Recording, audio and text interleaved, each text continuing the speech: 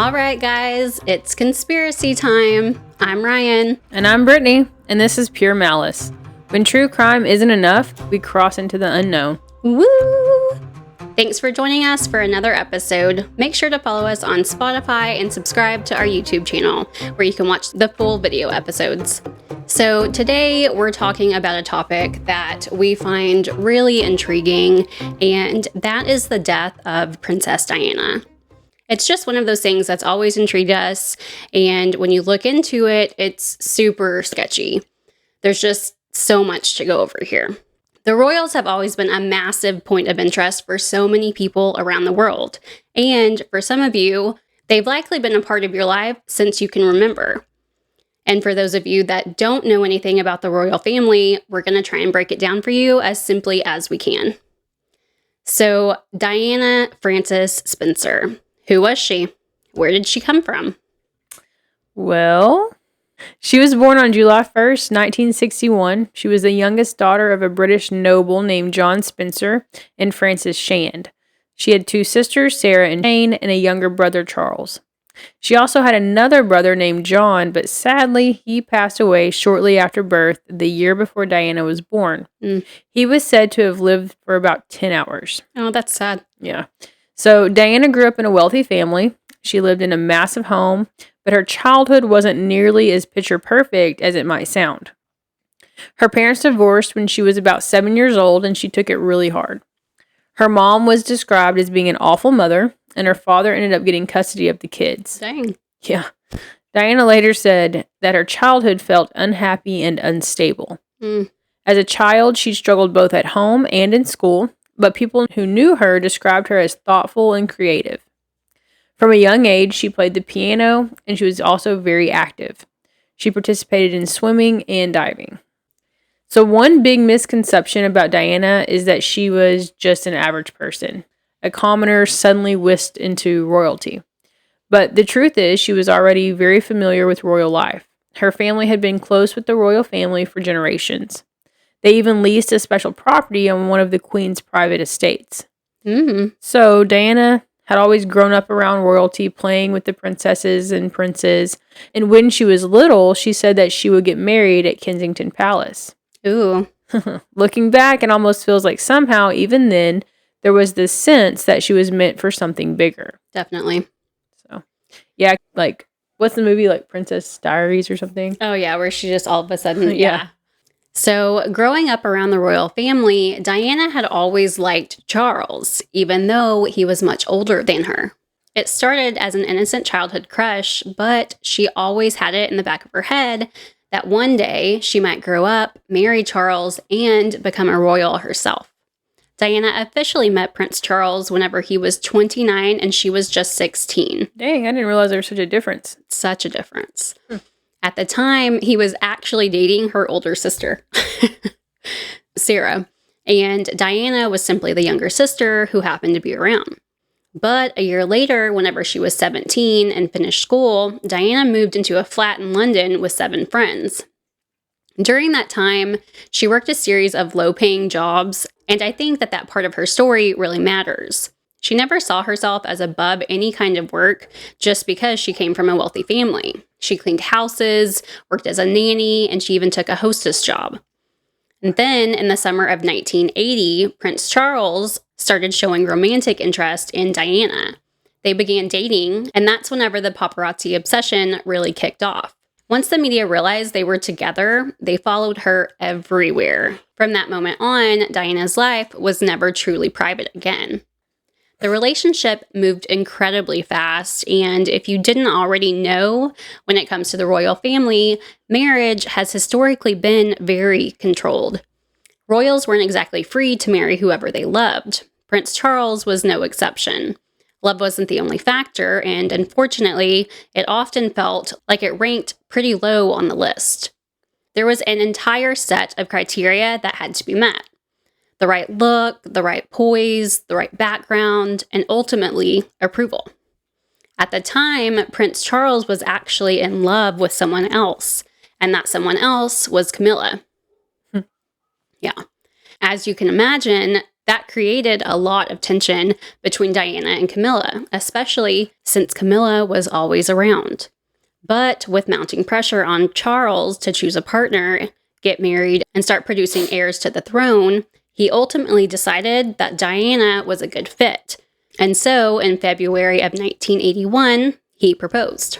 And in true Princess Diana fashion, she didn't say yes to marrying Charles right away. It fits her. Yeah. So she took time to think about it because she had grown up around royalty and she understood exactly what came with joining that world. Eventually, she did agree. And as we all know, she wasn't just agreeing to marry Prince Charles, she was stepping into an enormous role, one that could eventually lead to her becoming queen.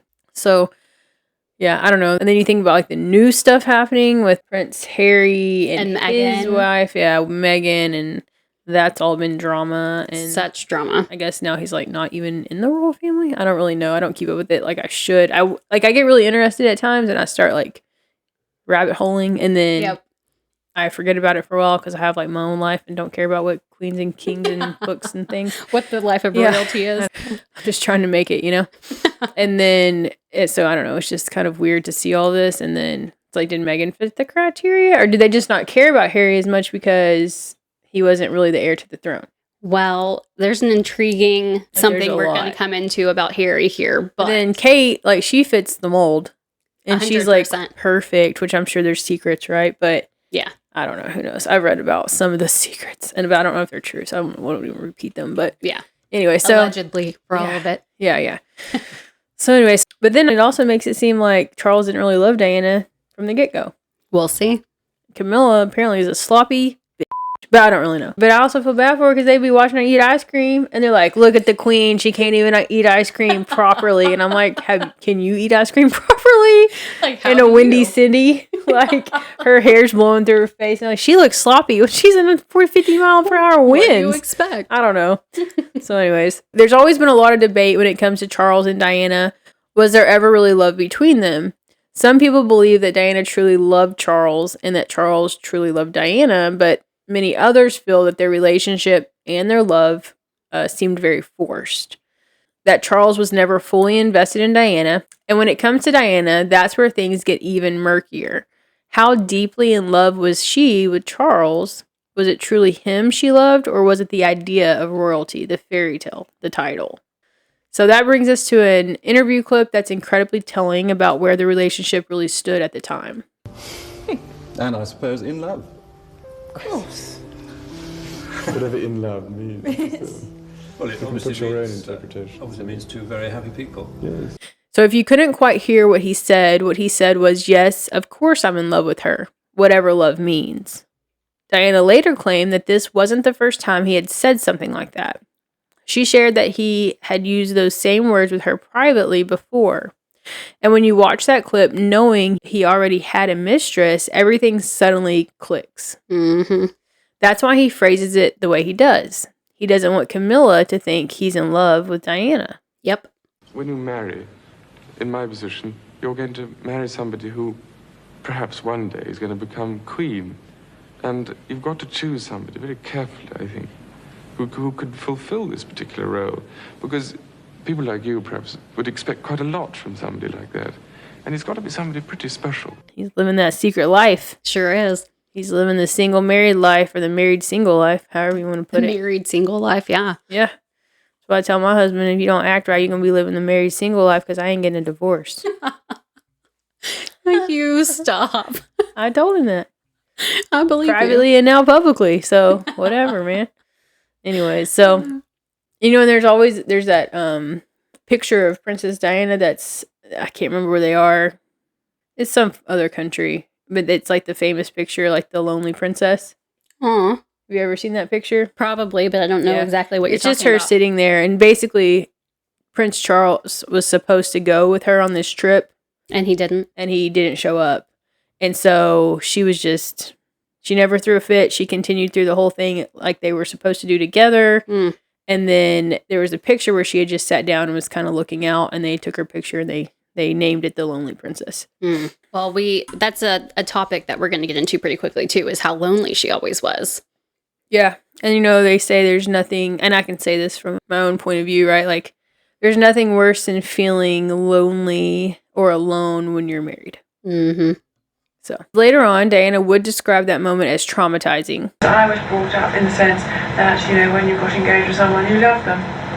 And the most extraordinary thing is we had this ghastly interview the day we announced our engagement, and this ridiculous ITN man said, "Are you in love?" So I thought, what a thick question. So I said, yes, of course we are, in the sort of fat, stern ranger that I was. And Charles turned around and said, what ever in love means. And that threw me completely. I thought, what a strange question. God, how does it traumatize me? She seemed to be completely devastated by his words. Despite that comment in the interview, the wedding was still moving forward, and a royal wedding on this scale hadn't happened in years. So the entire world was watching. All eyes on Diana. Always, I feel like. Yeah. She later recalled the night she left her flat for the last time. She said, "Suddenly I had a policeman, and the night before the engagement, he said to her, 'I just want you to know that this is your last night of freedom, ever, and the rest of your life, so make the most of it.' She also said, 'It was like a sword went through my heart.'" As far as the public went, people seemed to either truly love Diana or truly dislike her, which is so crazy. It's like these people get so in love with these people that are famous or So royal. invested in them. But not just that, they cry when they see them. I would never cry. Oh, there's Justin Timberlake. Boo-hoo. I don't care. Who's like your all-time favorite celebrity? I mean, Athlete, just anybody celebrity status. that I would like to meet. Mm-hmm. Michael Jordan. He's my number one too. Yeah. But, it's like, you want to play basketball with Michael Jordan? No, I want to play Nintendo with Michael Jordan. Right? You The wanna hang old out. Nintendo. Not the new ones, like the old ones. The ones you got to blow out and use alcohol on. But I want to do sit there and play with him. Well, I do agree though. Like, I can't see myself personally crying over meeting a celebrity either. And I don't even want their signature, their autograph. Yeah, you just That's the most disgusting thing to me is when celebrities are out and about and they're enjoying dinner with their family and they can't even eat dinner because they're getting bombarded with people. And then people are like, they're so rude. No, Bitch, I was eating my food. they just want to eat. Yeah. Leave them alone. Mhm. But, hey, Michael Jordan, if you're listening, Hey. let's play Nintendo. Yeah, I'm down. The only thing I'll ask you about your famous hood is I want to know about Larry Bird because he's another person I'd like to meet, but I'm also really scared of Larry Bird because he's kind of he doesn't like public attention. He's not real personable from the things I've seen. Obviously, I've never met the man, but so I like Larry Bird too. And then probably I wouldn't mind meeting Snoop. Oh yeah, he would be cool to Yeah. meet. I feel like he'd be a good one. Yeah. I wouldn't mind meeting Shaq. Shaq's super nice. Super, super personable. He loves people. Yeah. Yeah. I mean, I say that like I've met him, but he seems That's super nice. Mhm. We don't know any And of this, but Shaquille O'Neal, I would have to make a crack about your free throws. uh-oh. Because they were so awful. I'm sure but- his feelings wouldn't be hurt. Probably not. It's brought the first time, and Yeah. I'm not even anybody, But if you could if you'd like to give a little insight to my 14-year-old daughter who also can't make free throws, how did you get over the hump? Help us out. Help her out. Because she ain't getting paid nothing.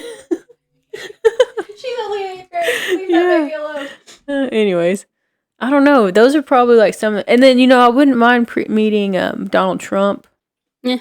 I mean, I wouldn't mind it. Yeah. I'm not saying he's my favorite person in the whole world, but he's funny. I don't know. I don't really care to meet him. I mean, he'd probably make me mad. Because he might. probably would He might. not care. Yeah. Meh. Peasant. I don't know who else. No, wait. We gotta go. Oh. Sorry. I like thinking about these things. Anyway, so as far as the public went, people seemed to either truly love Diana or truly dislike her. She wasn't the stereotypical British royal.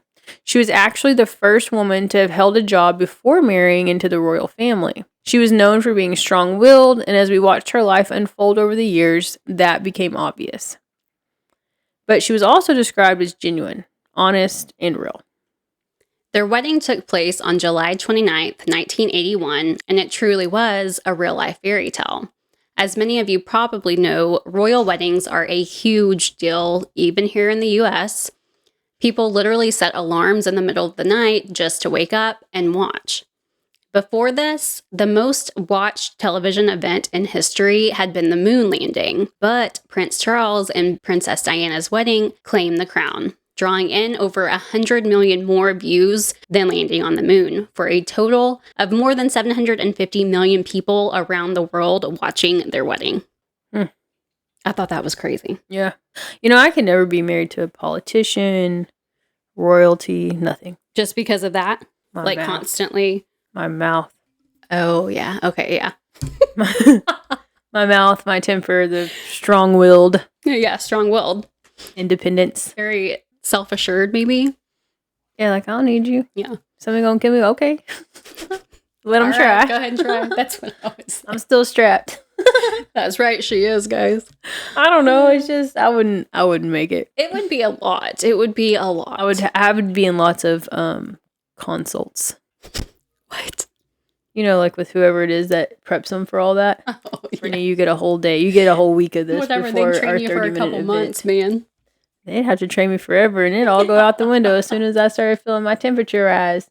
Lord. My cheeks get red. And that's about right, too, is it would be hard to bite your tongue. Not just you, but I feel like in general, it would be hard to bite my tongue. I can't do it. Yeah. I mean, it I would be can. tricky. I can. Like, as I've gotten older, it's like, is it worth it? Yeah. Probably not. Most things probably not. But then there's sometimes that there's this urge that it has to be said, and it has to be said now because every bit of it I believe and I can justify. There's no stopping it. Yeah. And I mean, that's what I'm saying is that, especially with as much attention as you would get with being in a position like that. Listen. We'd I have a feel like lot it of would- views. It would. My Good social views. media workers would be like on fire. They'd be like, let her go. Right. That's true, too. Oh, Lord. Oh, I get canceled at least twice a year. Cancel But you'd culture. always come back. Oh, yeah. They wouldn't be able to stop watching. Girl, I'd be fired. Mm-hmm. And one thing became very clear that day. Diana was going to do things her way. Even in the vows, she made a statement. She had the word obey completely removed. Small change, big message. I don't know, but on the Christian side, the obey doesn't really, it's not the same. I mean, it's the same meaning, but it's not the same meaning. Well, for her, personally, Yeah. big meaning, you know? She was like, no. This was huge. People believed Diana might be the beginning of a new era for the royals. From the start, it was clear she was going to be a different kind of princess. And almost immediately, the royal family seemed concerned about what that might mean for them. As Princess of Wales, Diana became the third highest ranking woman in the royal family after Queen Elizabeth and the Queen Mother.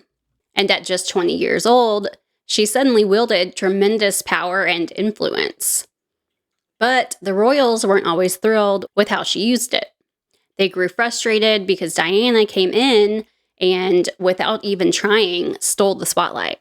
She became the main character, the star. So how's that any different from Meghan? Well, it's not, but Diana was the first to do it, like the original. Yeah, Maybe that's why it was different. maybe. When she and Charles appeared in public together, people barely noticed him. They screamed for Diana by name.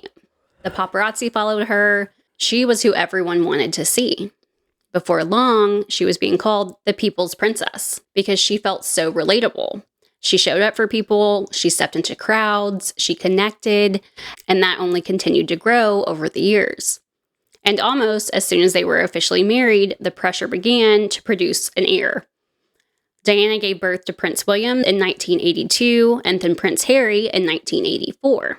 And when it came to being a mom, she was unlike any royal who came before her. For starters, she chose her sons' names, which, believed it or not, usually is not something that royals do. She hired her own nanny because she didn't like the one that was chosen by the royal family, and even after that, she barely used her nanny because she spent most of her time raising her boys herself. She dressed them, she bathed them, took them to the park, and did other activities with them. She even took them to school herself, which, for royals, is practically unheard of. She planned her entire schedule around her son's schedules, and that alone set her apart. People really seemed to love that about her. She felt relatable, human, normal. I think it made it easier for other moms to connect with her because she wasn't just a princess, she was a mom doing mom things. And all of this really seemed to irritate a lot of people within the royal family, and also the people who worked for the crown. And this is something many of us don't realize. The royal family operates as a firm or an institution, blending a private family with a public state-serving entity. It's structured as a hierarchy, with the monarch at the top supported by working royal to undertake public duties, and a vast professional staff or the institution that manages their day-to-day communications and reputations. So, there are the royals themselves, and then there's an entire establishment around them. The institution wanted Diana to shrink herself. They wanted her personality turned down. They wanted her to be less visible, less relatable, less human, and more royal. But Diana did the opposite. So she leaned into who she was. She began forging her own path in charity work, and she did some truly incredible things.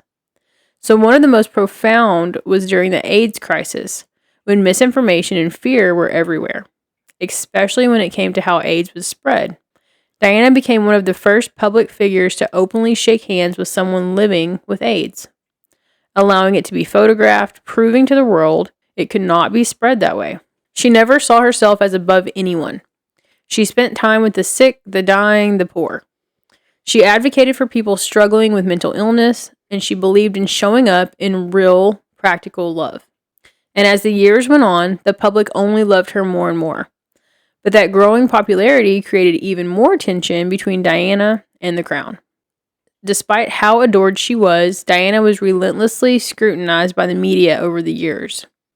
Negative stories began piling up, and the royal family never stepped in to defend her and denounce the stories. Who knows? I don't know, it's so political. It's very political. So there was no protection for Diana at all. The attention became overwhelming and isolating, and she was expected to stay in, ask permission to go anywhere, and follow endless protocols. See, and that right there is enough for me. Like, I'm not asking your permission to go somewhere. Heck no. And it was suffocating, and during this time, Diana was really struggling with what it meant to be a royal. She constantly felt like she wasn't meeting expectations. She also sensed a quiet, passive resistance from the institution, and that they didn't want her to truly hold power. Her mental health began to suffer deeply, and she became extremely depressed. Diana later spoke openly about self-harm and emotional breakdowns, including a moment when she threw herself down the stairs while pregnant, hoping that someone would finally see how much pain she was in. The royal family wanted perfection. They did not want it to look like they had emotional issues. So Diana's emotional vulnerability was a real person. Yeah, was a problem for them. And she showed that to people, you know? Yeah. And they especially didn't like that Diana spoke publicly about her mental health. She developed bulimia from the pressure of royal life. Diana herself said that it began after Prince Charles grabbed her waist right after they got married and said, "Getting a bit chubby there." After having children, I know, like what? What an idiot. I'm like, what a jerk. We can't all be sticks. Ugh. Anyways, after having her children, she also struggled with postpartum depression and admitted she had thoughts of taking her own life. She became the first member of the royal family to ever speak about these things openly. And then things got even worse. Diana discovered that Charles had reconnected with Camilla. Whether the relationship ever truly stopped is hard to say. But whatever the case, it was back on.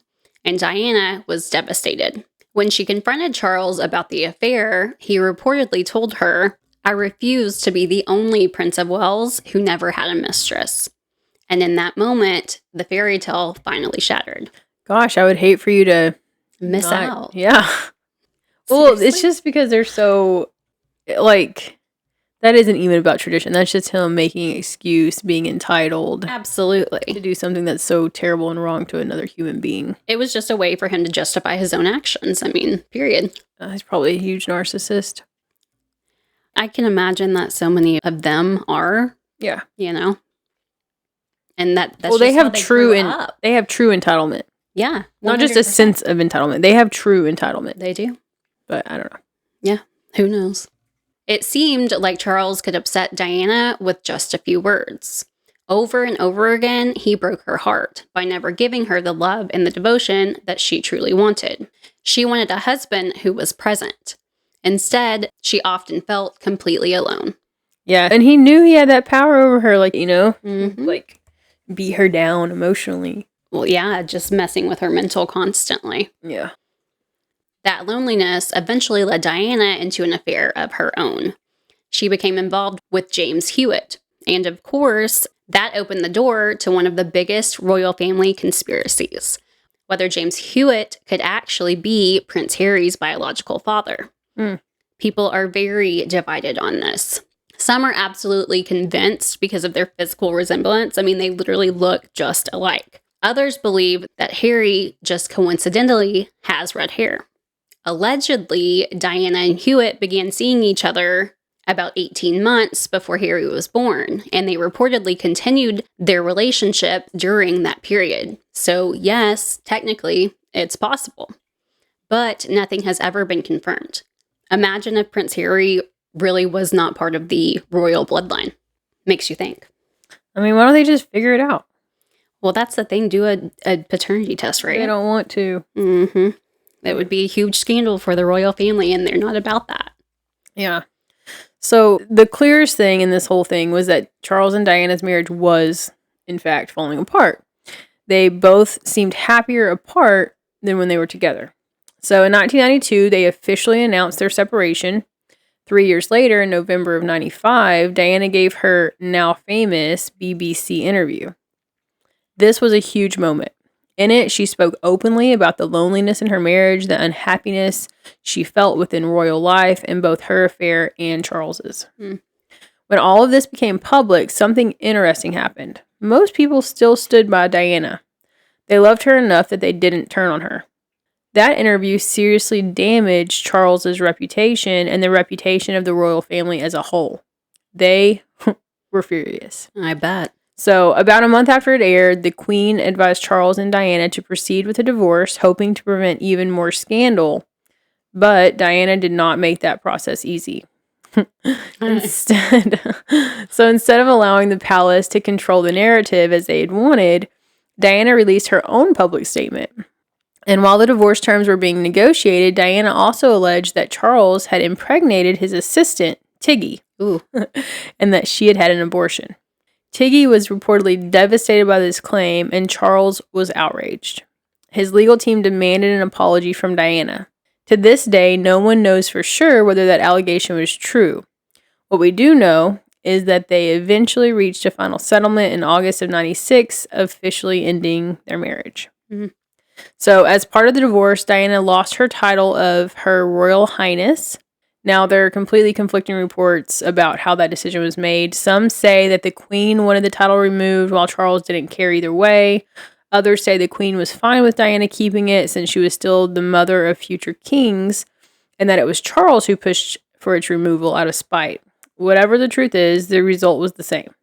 So her title was stripped, and that deeply hurt Diana.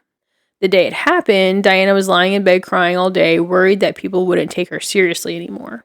Well, not just that. I'm sure for her it was like, I had to endure all of this. Like, the least you could do is let me keep the title, you know? Mm-hmm. But eventually Diana moved on. Charles, on the other hand, went back to Camilla, which is a whole other story. And while it's honestly very intriguing, and we could definitely go down that rabbit hole, we don't have time today. So Charles and Camilla are still together now, though the Queen for a long time never fully embraced her due to the cheating scandal.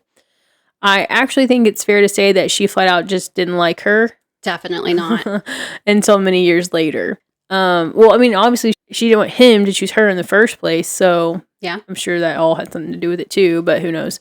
So for a long time, Camilla was kept at arm's length. There were events where she had to sit alone in spaces she simply wasn't welcome because the Queen did not want to be seen with her in public. Yep. Over time, the late Queen warmed up to her, and their relationship matured into one of acceptance and support before Queen Elizabeth's passing.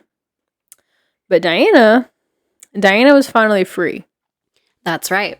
And in the summer of 1997, Diana began dating Dodi Fayed. He was a film producer and the son of an Egyptian billionaire.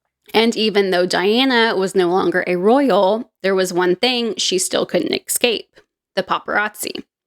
If anything, their obsession with her only intensified. The day of the crash, the two of them were relaxing on a boat together, but from morning until night, they were being chased by photographers. Diana was used to that kind of attention, but this time it felt especially relentless. Later that evening, on August 31st, 1997, Diana and Dodi were staying at the Ritz Hotel in Paris, which was owned by Dodi's father. They were in a luxurious special suite that had hosted countless celebrities before them. Earlier that day, 2 rings had reportedly been delivered to their suite at the hotel from an upscale jewelry store. Now, this part can't be confirmed and possibly will never be, but according to a friend, Dodi was planning to propose to Diana that night. And honestly, with the 2 rings delivered to the suite, it doesn't seem far-fetched. They also had reservations at an elegant restaurant that evening, and there were already rumors circulating that the couple was preparing to make some kind of major announcement.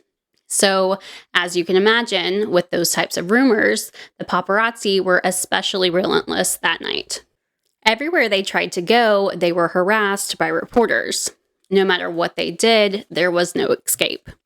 That night, they attempted to go out to dinner, but were met with a swarm of paparazzi and had to turn back.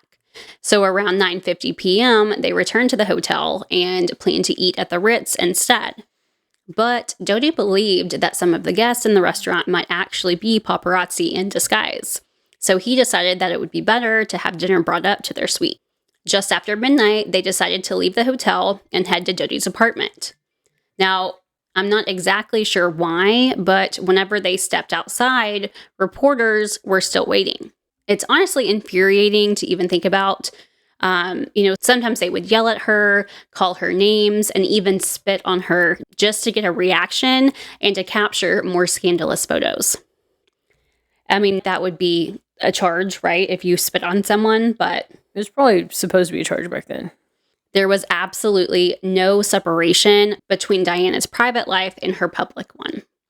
Yeah, and I think the paparazzi, it sounds glamorous to some people, but, every celebrity seems to tell us how miserable it really is. Mm-hmm. Especially when you are a main target for them. Definitely.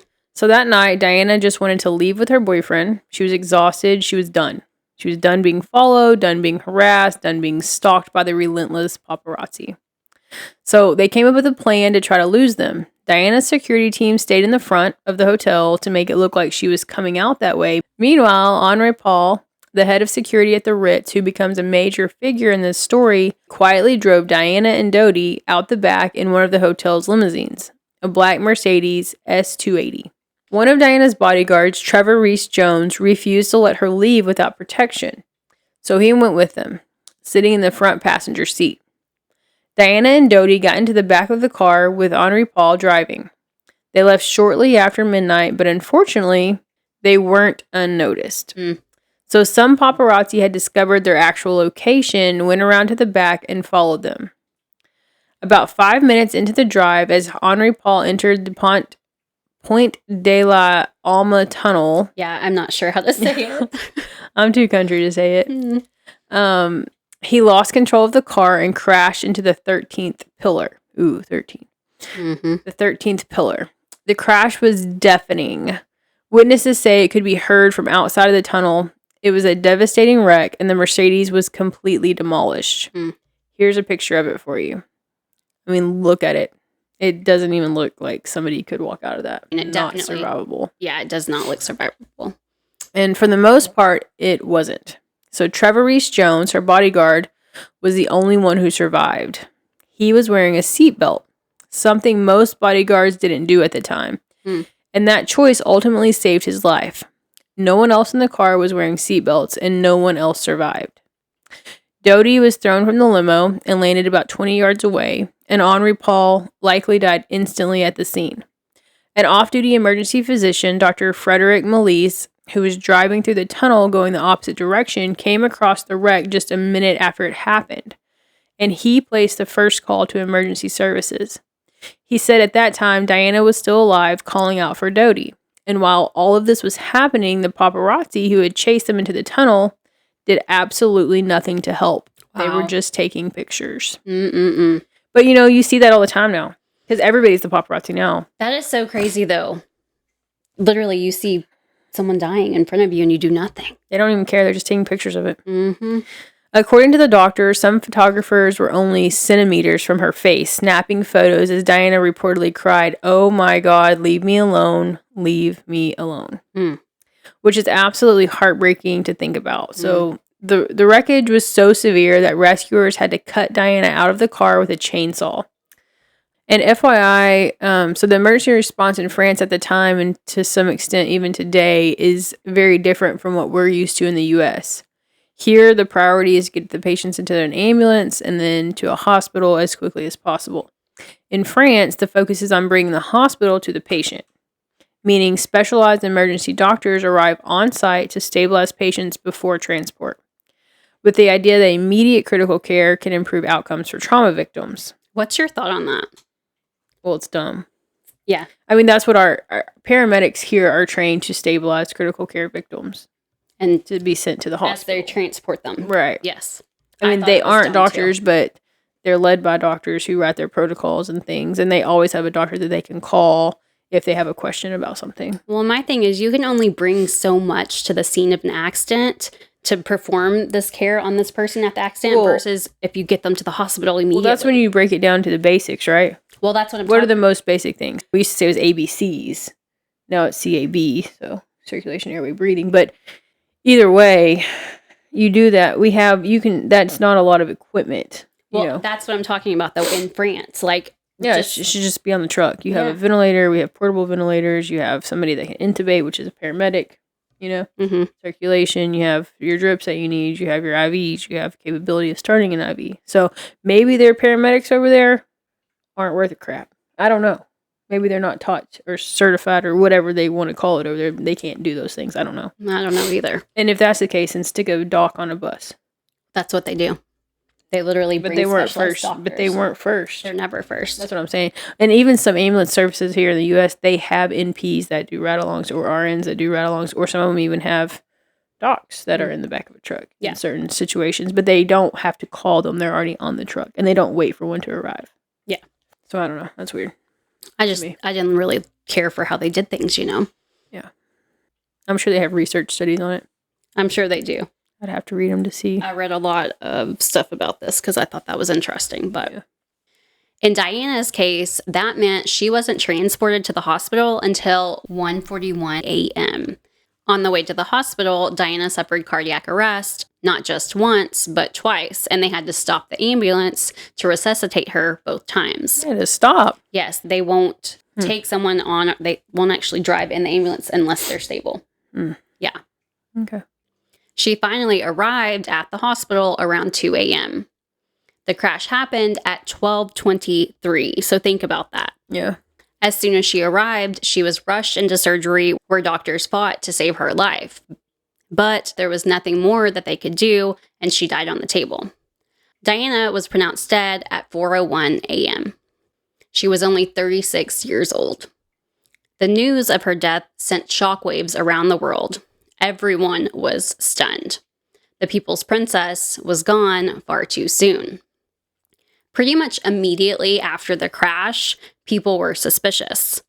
Trevor Reese-Jones, Diana's bodyguard, had survived, but he was severely injured. He broke nearly every bone in his face and suffered both brain and chest trauma. He remained in a coma for over 10 days. People were hoping that when he woke up, he might remember something crucial about the crash. But when he finally came to, the only memory he could recall was getting into the limo at the hotel. And then it just went black. At first, the narrative being pushed was that the paparazzi had caused the accident, chasing Diana's car into the tunnel, resulting in her death. But that story shifted once French officials released their official report. They conducted that the crash was caused by reckless driving on behalf of Henri Paul. He was reportedly driving around 65 miles per hour, and according to the reports, he was heavily intoxicated. And I am talking like wasted. His blood alcohol measured more than 3 times the legal limit. And this is where it gets confusing. Paul had been working that day, But here's a detail that not everyone knows. Yes, he was working that day, but apparently he went home for a little while because he lived nearby before being called back to work that evening. Some speculate that he drank heavily during the break and came back drunk. But there's a problem with that theory. There's footage of him at the hotel that night, and in it, he looks completely sober. He doesn't show any signs of intoxication. And the footage has been highly scrutinized over the years, and it has raised a lot of questions. There's definitely more to unpack about Henri Paul, and we will dive deeper into him later. But another really interesting thing that caught people off guard right away was what happened to the tunnel itself. The Pont de l'Homme, the Pont de l'Homme tunnel, the tunnel was completely washed down with some kind of detergent spray, hosed down, and then reopened to the public in 24 hours. Authorities treated it as if that was the end of it. But for the public, questions kept piling up. And even to this day, people still speculate about what actually happened. What caused the crash? So, speculation about the crash began almost immediately. Some people even suggested it might have been a planned accident. Yet, a full official investigation into the crash didn't happen for nearly 10 years. Which, that's crazy. Right? But public pressure eventually forced British officials to launch Operation Paget in 2004. An inquiry specifically designed to investigate whether there was any truth to the conspiracy theories. The inquiry wasn't completed until 2008. Operation Paget concluded that Diana's death was caused by Henri Paul's reckless drunk driving. But they also placed some blame on the paparazzi. Public opinion seems to fall into one of three camps. 1, you believe the royal family used their power to orchestrate her death. 2, you believe it was simply reckless driving. Or 3, you believe the paparazzi caused it. It's probably all of them. It could be. That night, because they were being chased, Henri Paul entered the tunnel going around 65 miles per hour. Some argue he may have been going even faster. And as we went through and researched the paparazzi practices, it suggests that this type of high-speed pursuit is disturbingly normal. And they took place pretty regularly. Authorities eventually investigated 9 photographers and 1 motorcycle driver for involuntary homicide and for failing to aid the victims. Good.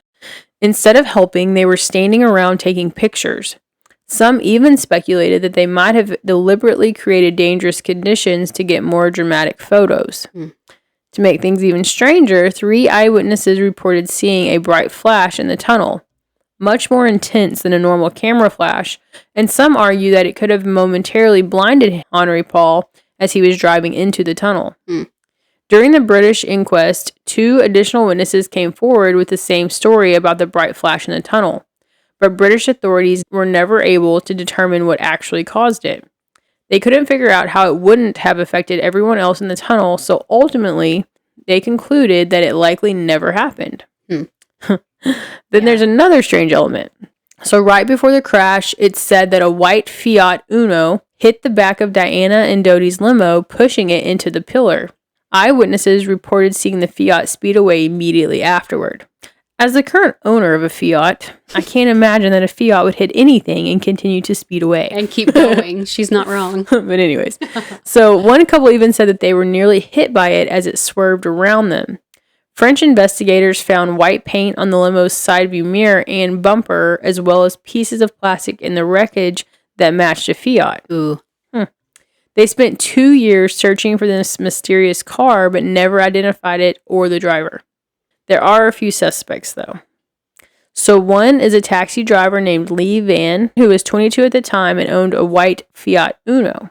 A witness reportedly identified him as the driver. According to his father, Lee went and woke his brothers a few hours after the crash to help repaint the Fiat from white to red. Oh, man. And they also replaced the bumpers. So Lee was questioned by French police for 6 hours but refused to attend the British inquest. Authorities later claimed he wasn't interviewed further because they had already ruled him out, though his alibi, which was he was working all day, doesn't hold up. Records show that he left work early that day. Ooh. Another potential driver is a photojournalist named James Anderson, who had been following Diana for weeks. Some people, and even authorities, suspected that he might have been an informant for MI6, the UK's intelligence and security agency, similar to the FBI in the US. What's especially strange is that less than 6 hours after the crash, Anderson boarded a flight from Paris to Corsica, an island in the Mediterranean, for reasons that have never been explained. It's all incredibly mysterious. At first, his wife gave him an alibi, saying he was home with her at the time of the crash, but later she retracted that statement, admitting she could have been wrong. Shortly after the accident, he repainted his Fiat and sold it. He was briefly questioned by French police and almost immediately cleared. After that, friends say James allegedly went around bragging for months that he had explosive photos of Diana from the crash. Then, in 2000, he was found dead inside a car parked in a forest in southern France. The vehicle had been set on fire and was completely destroyed. Dang. His body was burned so badly, it took more than a month to officially identify him as James Anderson. Firefighters at the scene initially reported what appeared to be 2 gunshot wounds to his head. However, the autopsy later concluded there was only 1 bullet hole in his left temple and ruled that his official cause of death was the heat of the fire, not the gunshot. Authorities classified his death as a suicide, but that raises a lot of questions. Why would someone choose to end their life by setting themselves on fire?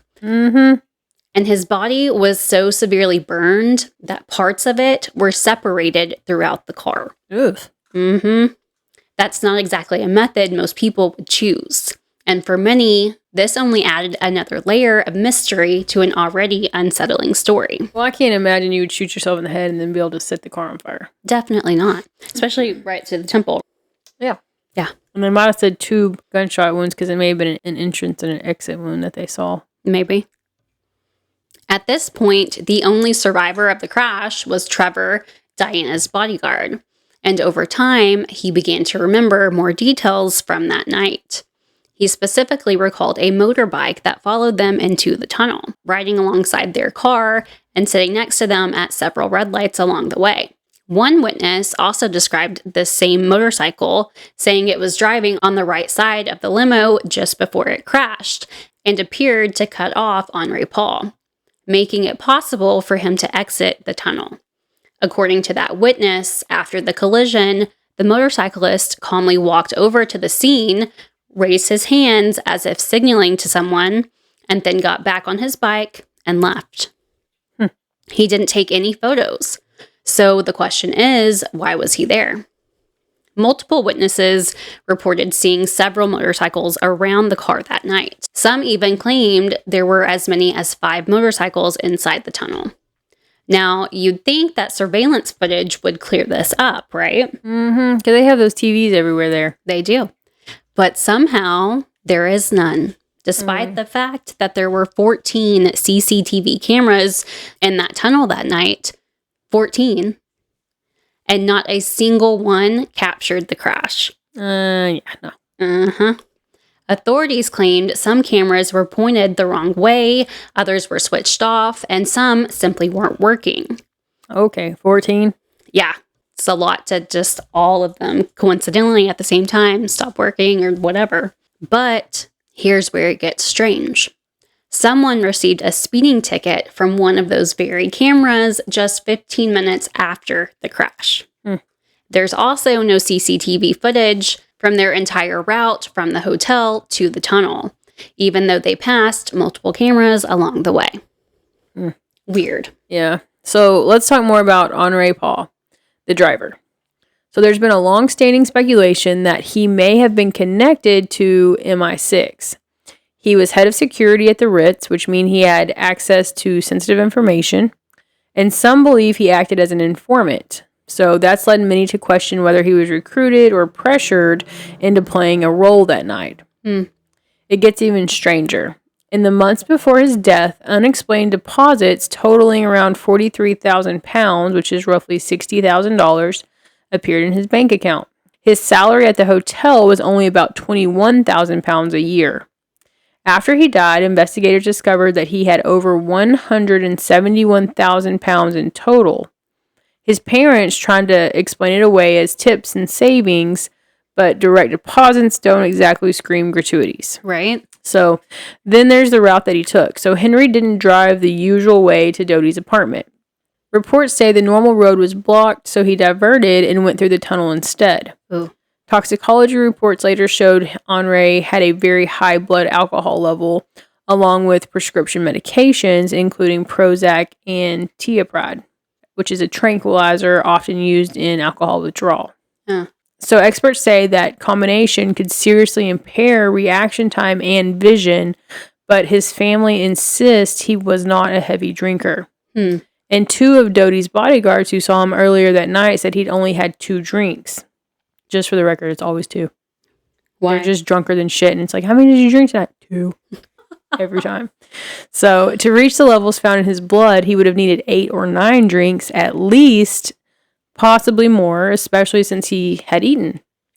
And yet surveillance footage from the hotel shows Henry walking normally, appearing calm and coordinated. Trevor also said Henri did not seem impaired at all, and that if he had appeared drunk, there's no way Trevor would have allowed Diana to get into the car with him. Even more puzzling, Henri's blood showed extremely high levels of carbon monoxide, so high that he would have been unconscious. Weird. So, since he died on impact, he could not have inhaled smoke from the crash. This has fueled speculation that his blood samples may have been switched with someone else's. Then there's the car itself. So the Mercedes had originally been stolen before being purchased by a rental company. The investigators later discovered it was missing a microchip that controlled critical systems like acceleration, braking, steering, and navigation. Some believe that chip may have been replaced, possibly allowing the car to be remotely interfered with. Mercedes even offered to examine the vehicle, but the French authorities declined. Why? I don't know. So another major issue is how long it took to get Diana to the hospital. She wasn't into surgery until about an hour and 40 minutes after the crash. The ambulance reportedly traveled at only 25 to 30 miles per hour, and she wasn't taken to the closest hospital. It even stopped along the way once when the hospital was reportedly already in sight. So some believe that these delays reduced her chances of survival. Others go further, questioning whether they were intentional. After Diana passed, instead of being placed in a proper morgue, her body was kept in a temporary room with dry ice and an air conditioning unit, which wasn't enough to properly preserve her. She was embalmed before a full autopsy could be completed, and paperwork required by French law was reportedly filed afterwards. That's a little strange. Very. So the hospital staff later said they felt pressured to move quickly so her body could be presented to the royal family. Yeah. When you stack all of this together, the unanswered questions, the missing footage, the unexplained money, the mysterious motorcycles, the delayed medical response, it's very easy to see why so many people might believe that Princess Diana may not have died in a simple accident. Yeah. If it wasn't an accident, then the question becomes, who would want her gone and why? Yep. During the British inquest, Richard Tomlinson, a former MI6 officer, came forward with some explosive claims. He revealed that MI6 had been monitoring Diana and that they allegedly had a secret informant working near that tunnel in Paris. Tomlinson said he personally believed Henri Paul may have been that informant, which, if true, would suddenly make a lot of pieces fall into place. He also claimed that back in 1992, he had been shown plans for an almost identical operation, an assassination plot targeting a Serbian leader. According to him, that plan involved using a bright flash inside a tunnel to blind the driver and cause a fatal car crash. Tomlinson went on to say that using intense light to disorient drivers is a known intelligence tactic. And Diana wasn't exactly making friends in powerful places. One of her biggest missions before she died was campaigning to clear landmines around the world. She was deeply involved in this cause and had just visited affected regions, bringing massive global attention to the issue. She was killed only months before that treaty aimed to prohibit the production, stockpiling, and transfer of landmines, something many governments, including officials in the UK, strongly opposed. Some British lawmakers even began referring to Diana as a loose cannon. At the same time, she was reportedly in talks with Prime Minister Tony Blair about taking on a special government-backed role that would have given her an even larger platform for her humanitarian work. With stakes that high, it makes people wonder, was she becoming too influential? It's also been revealed that Diana had been on the radar of U.S. intelligence. Documents later showed she had been monitored by the NSA with over 1,000 pages of classified files tied to her name. The NSA denies targeting her directly, yet they've refused to release those records. Of course, the most talked about theory is that the royal family themselves were involved. Some believe it stemmed from years of conflict, Diana's popularity, the affair, or even speculation surrounding Prince Harry's paternity. I'm not saying that's fact, but these theories exist for a reason. Yeah. So Diana herself described life inside the royal family as a secret hell. Ooh. She said living in the palace felt like being a prisoner. She believed the royals resented her and that Charles simply wanted her out of the way so that he could just move on. When their divorce was finalized, she was offered royal security, but she turned it down because she feared the palace would continue to spy on her. Instead, she hired her own team. Friends say that toward the end of her life, Diana was constantly worried about being monitored. She checked for wiretaps, inspected her phones, and had her cars examined to make sure basic systems like the brakes were working. After her death, her butler, Paul Burrell, revealed a letter Diana had written about 10 months after separating from Charles. In it, she had said, "This particular phase in my life is the most dangerous. My husband is planning an accident in my car, brake failure and serious head injury in order to make the path clear for Charles to marry." Burrell said he was disturbed when he read it and confirmed with Diana's secretary that she genuinely feared for her life. Around that same time, Diana had experienced unexplained car trouble, and her former bodyguard, Barry Manicky, had died in a mysterious motorcycle accident. Diana believed his death may not have been accidental. She also confided in her lawyer that she felt someone was after her, and that she feared the royal family. What makes this even more haunting is that Diana was known for always wearing her seatbelt.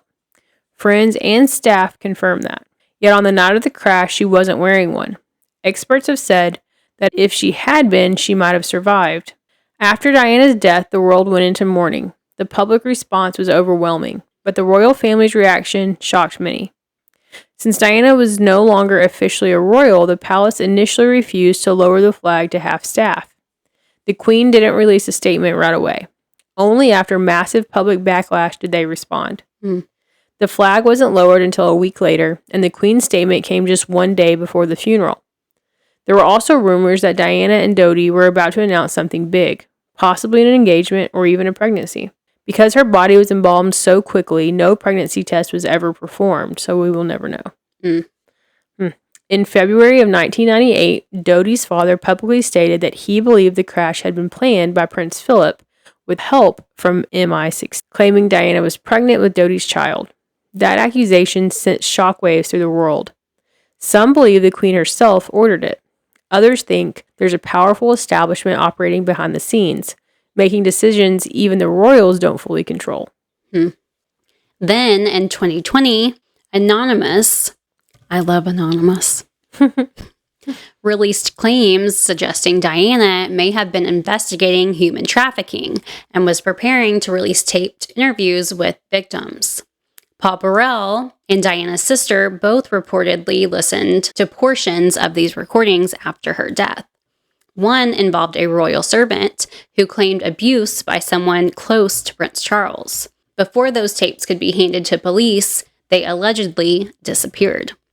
So when you put all of this together, the intelligence connections, Diana's own fear, the missing evidence, the strange medical delays, the mysterious vehicles, and the silenced tapes, it's no wonder people still question what really happened.